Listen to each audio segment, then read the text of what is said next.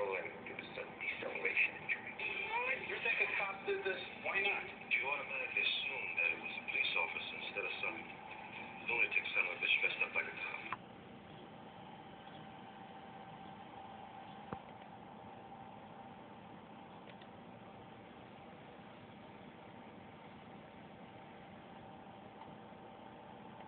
You have the right to remain silent. He's still alive. Forever.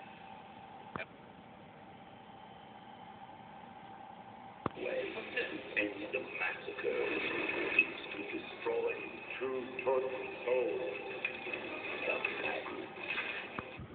Okay, hello. So, I just finished watching the Maniac Cop series. I know, it's kind of an older series. Yeah. I saw the second one first, third one, and then the first one. Just finish up the first one about 5 minutes ago. Anyway, I saw these movies within about a week. It's very interesting, different type series. Is it a slasher? I would say yes. Many people overlook it as a slasher. Now, here's my thoughts on it.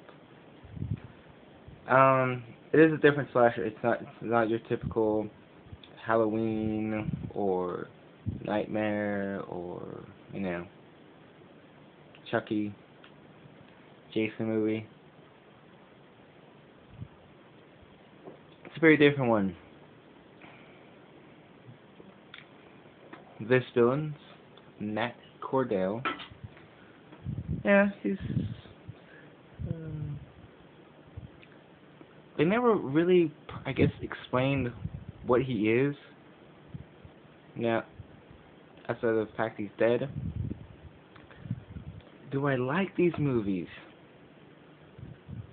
Yes. Why? I don't know. I believe this is like my second Larry Cohen film series I actually watched. He did the It's Alive series, which was very good. The third one really lacked. Brings me to this film also. Maniac Cop 3. No offense, doesn't make any sense, doesn't serve a purpose. It just seems like they just did it, you know, just to make some more cabbage. Because to me, the plot didn't make any sense. You know, it doesn't make sense. It's pointless, and I think that's why there was no Maniac Cop 4. Interestingly enough to know, they are apparently making a Maniac Cop remake. Do I have a favorite Maniac Cop movie after watching the three of them? Not certain. I just know that Maniac Cop 3 is not it.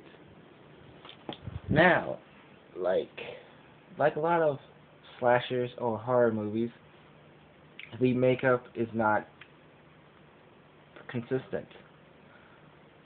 I.e., the first movie is the only film that we actually get to see Cordell's face with the full makeup.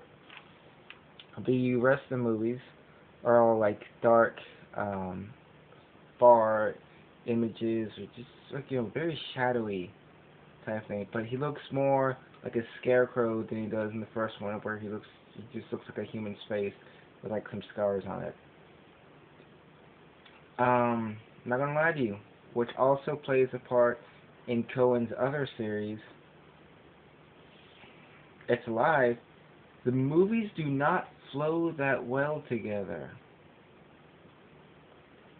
It seems like the second one's kind of a different, you know, situation. You know, it overall does play into the same, you know, storyline, but it just, I don't know, there's something about it that just doesn't make me feel it's kind of the same movie. Maybe it's the makeup. I don't know. Maybe it's directing. I'm not sure who did the directing in all these films yet. Will I be more knowledgeable later on? Oh yeah. As for the Maniac Cop song, when you think great slasher or like great horror movie music, for me, generally think, Mike Myers and Halloween, Freddy Krueger, Nightmare. Now Chucky never had a theme. The Puppet Master, a good theme. Good. Richard Band did a great job on that score. Now, his music was okay. Maniac Cop, it's okay. It's like this dreamy, like, crazy man, which it's very fitting because you kind of go into his world of, craziness. I think it's a really good story though. The acting's not all there, which is understandable. It's a horror movie. It's a cheesy slasher movie overall. The funny thing that I've seen many slasher comedies, many. This is maybe the first that I've seen slasher action. It kind of mixes the world of RoboCop and Terminator into a slasher film. It's very slasher-like based on the fact that at the end, it always looks like he's going to be coming back. Which he does, except for the third one. So, I'm going to rate this movie because it's been a kind of a long rant. I think I could rant more. I don't think I had the proper, situation with this film. I think I should have seen them at least twice before I gave this review on them. Which I'm going to do more reviews on slasher series.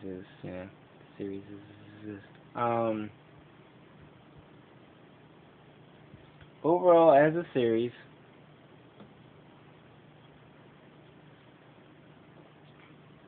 let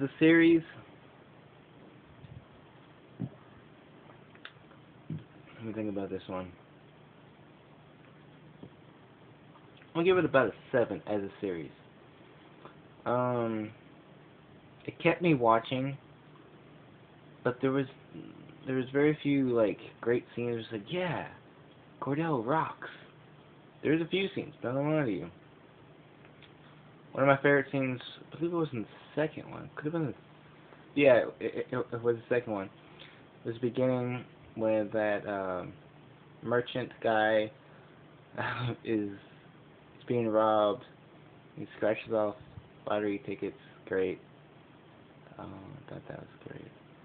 He wins $5,000. Or he doesn't, because he gets killed. That's not really a spoiler because it happens in the very beginning. I've known about Maniac Cop for kind of a while. My parents apparently watched at least the first two. I remember very few scenes from that movie. We weren't allowed to watch it, and it was a violent movie. And, it's a shame that whenever people talk about slash movies, I don't ever hear about Maniac Cop. I never hear about Maniac Cop. Because I hear about, slasher movies that didn't have sequels, like Prowler and Bloody Valentine, April Fool's Day, Graduation Day, other holidays. But this one had, 2 sequels. It really wasn't that bad.